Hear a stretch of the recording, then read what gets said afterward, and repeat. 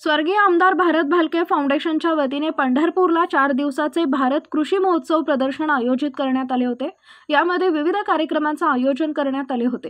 प्रदर्शनाच्या तिसऱ्या दिवशी आयोजित केलेल्या डॉग आणि कॅट शो मध्ये राज्यभरातील श्वानप्रेमींनी उत्स्फूर्त सहभाग घेतला होता।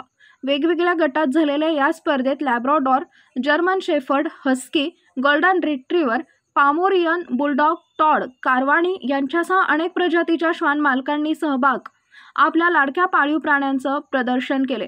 विजय स्पर्धकांना ट्रॉफी आणि रोख रकमेची बक्षिसांनी गौरवण्यात आले। भारत कृषी महोत्सवाच्या माध्यमातून अनेक शेतकरी, पशुपालक, श्वान मालक यांना माहितीचा खजिना उपलब्ध झाला असून अनेक संधी देखील मिळाल्यात, असं संयोजक भगीरथ भालके